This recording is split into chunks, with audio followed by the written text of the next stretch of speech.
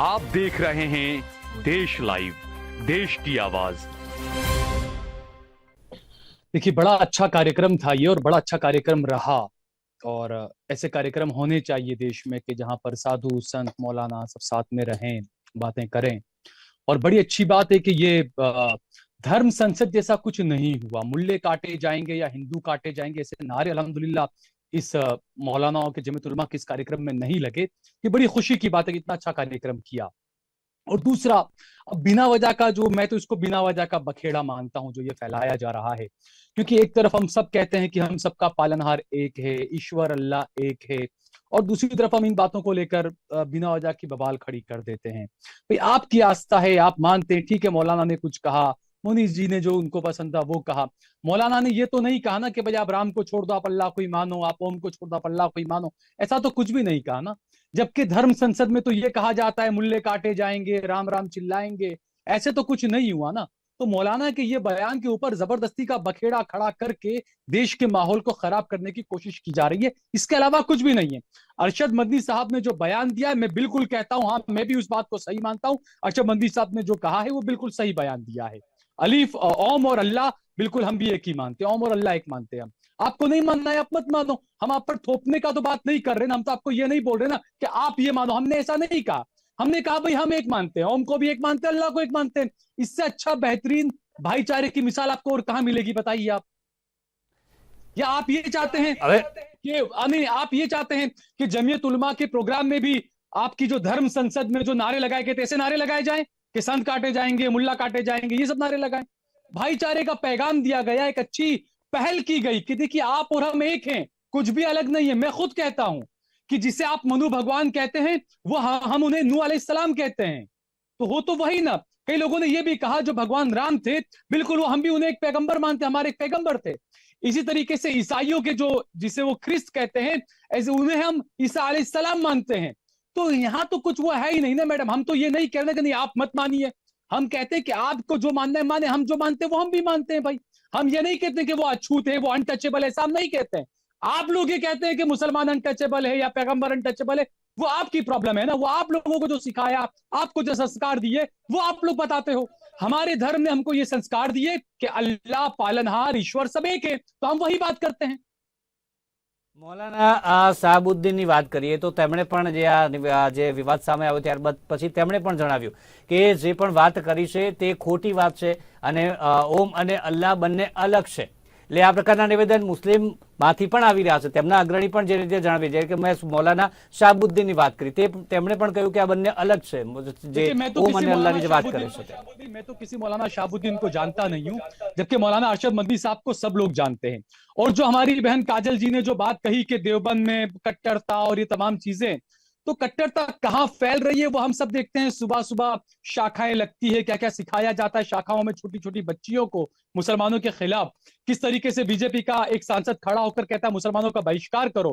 तो ये सब देवबंद में नहीं सिखाया जाता है मैडम। आप खुद देवबंद में जाइए, वहां पर जाकर पहले देखिए। आप सुनी सुनाई बातों पर व्हाट्सएप यूनिवर्सिटी पर एक को नफरत का पुजारी कोई है, कुलश्रेष्ठ कोई, उसकी बातों में आकर ये तमाम चीजें नहीं करनी चाहिए। आधा अधूरा इस्लाम, आधा अधूरा ज्ञान, वो हमेशा घातक रहेगा आपके लिए। आप खुद कुरान पढ़िए, आप खुद जानिए इस्लाम क्या है।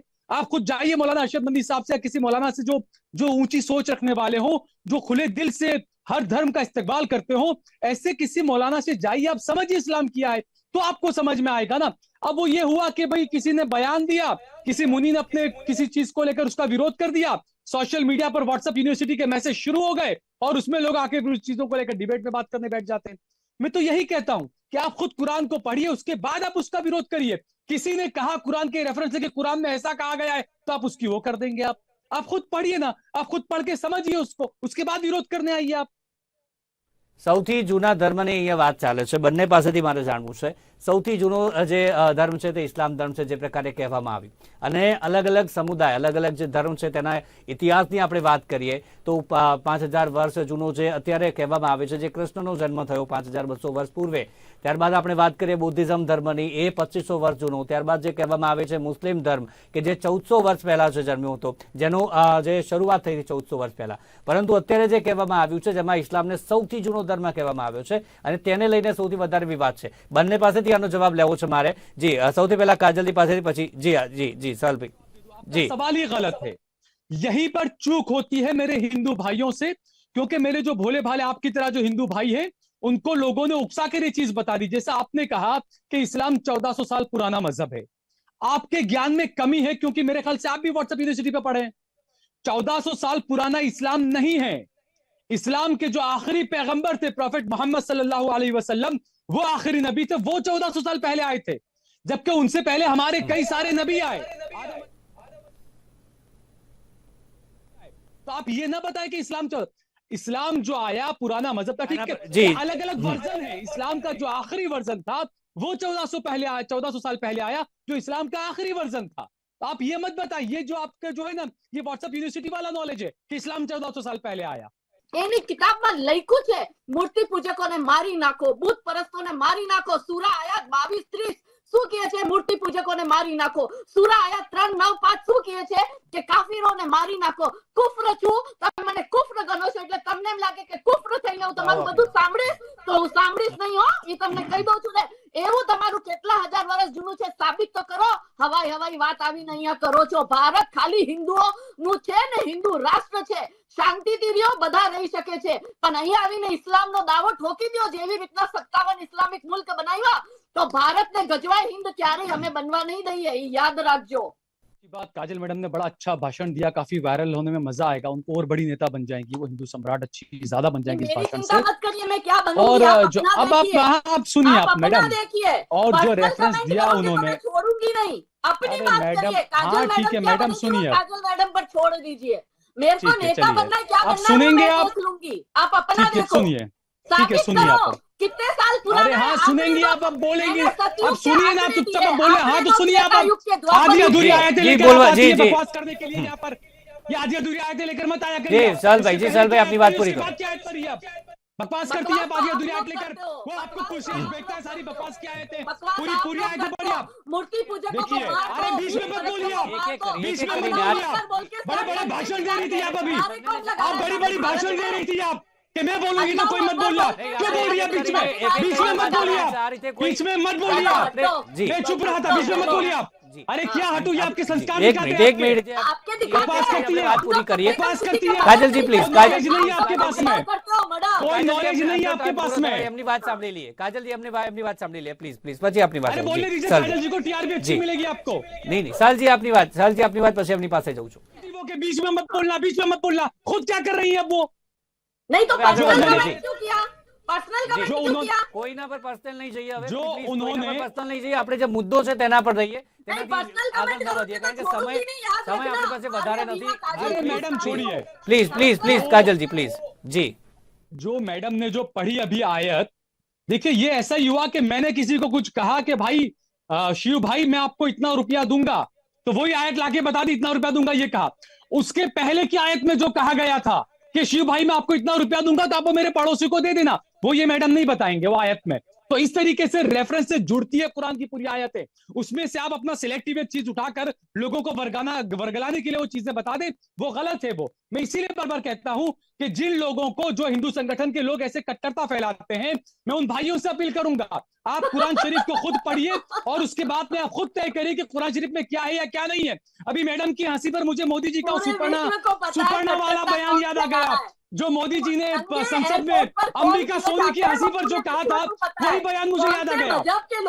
मैडम की हंसी पर, अरे मैडम ये छोड़िए, बोलने दीजिए, सुनना नहीं है आपको, बकवास बीच में बोलेंगी आप, सुनने की ताकत रखिए आप मैडम, सुनने की ताकत रखिए आप।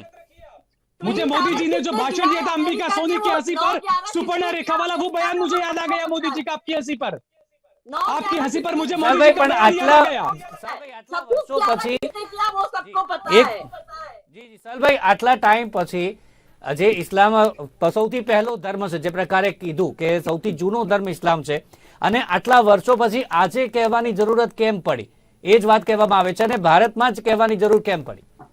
यही तो ताज्जुब की बात है कि 2014 के बाद ही सबको कहना पड़ रहा हिंदू खतरे में, हिंदू खतरे में। बताइए यार, सरकार आपकी, सेना आपकी, सब कुछ आपको हिंदू खतरे में लग रहा है, पता नहीं कहां से। आप अरशद मदनी साहब के एक बयान को लेकर बैठ गए, जो मैडम ने कहा कि राम जो है, भगवान राम 9000 साल पहले आए थे, तो हम भी तो यही कह रहे हैं, हमारे एक नबी राम आए थे 9000 साल पहले, हम क्या मना कर रहे हैं? मैं बार बार यही कहता हूं, आप ये बताइए भाई, आप पढ़े लिखे हैं, क्या आप डार्विन की थ्योरी को मानते हैं? आप ये मानते हैं कि पहले सारे इंसान बंदर थे? आप ये मानते हैं?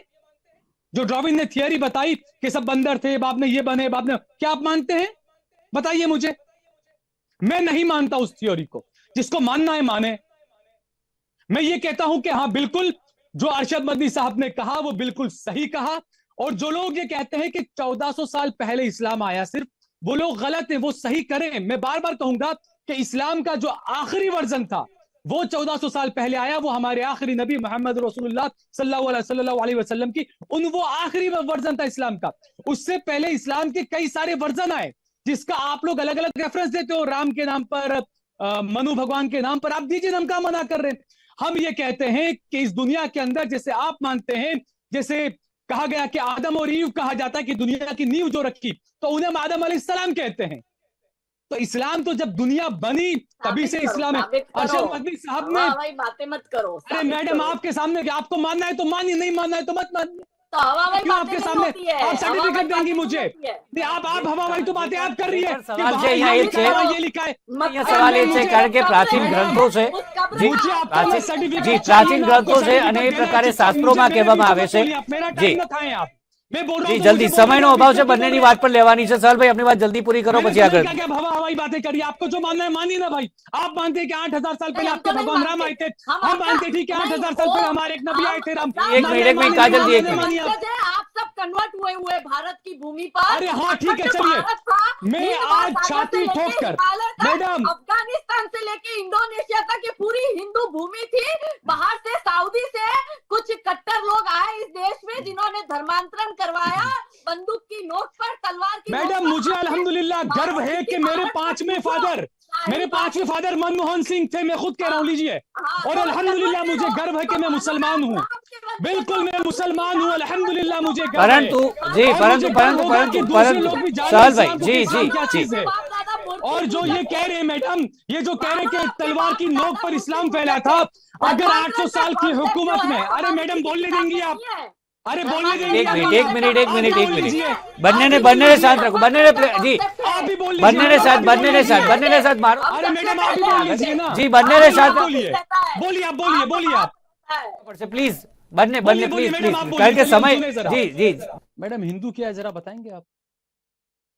आप अपना इस्लाम बता दो हमें। हमारा हिंदुत्व आपको प्रूव करने की जरूरत नहीं है। हमारा हिंदुत्व और हमारा शाश्वत सनातन सत्य क्या है वो हमको पता है।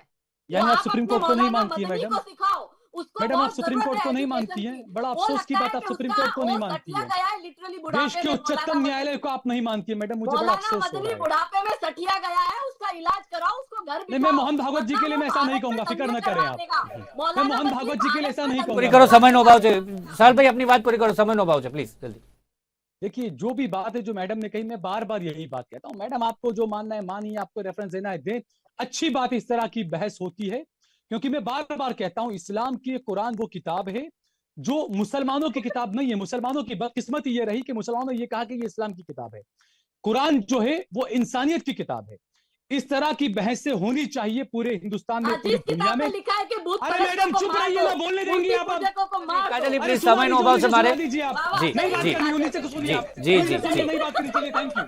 जी जी साल भाई प्लीज 2 मिनिट जल्दी लास्ट 1 मिनिट। जी लास्ट 1 मिनिट છે प्लीज। काजल जी हमने बोलवा છે प्लीज, समयનો અભાવ છે। देखिए इनकी हंसी मोदी जी का बयान बार बार याद दिलाती है आप। तो मोदी जी ने कहा था सुपर्णा हंस रही है, वो याद आ रहा है मुझे भी आज। तो मोदी जी का वही बयान याद आ गया आज। तो मुझे अच्छा लगेगा कि अच्छा होगा इस तरह की बहस हो, जो इस तरह की बहसों से ये होता है कि जो समझदार हिंदू युवा है ना, वो मजबूर होता है कि लाइक जाने कुरान है क्या, आखिर क्या कहता है। वो कुरान पढ़ता है, वो इस्लाम लेकर आता है। अगर 800 साल जो राज किया मुगलों ने, अगर तलवार के जोर पर इस्लाम फैला होता। अरे बोलने देंगे आप? अब ये फिर जी 100 करोड़ है, हम राज किया होता ना तो आज हिंदू नहीं होता। बस यही तो बात मैं समझा रहा हूँ मैडम। अगर तलवार के जोर पर क्या होता ना तो जी मुद्दो एवो છે, ધર્મનો મુદ્દો છે અને એક સંવેદનશીલ મુદ્દો છે ચોક્કસથી। બંનેને કહેવા માંગુ છું, સમય અહીંયા મારે અભાવ છે।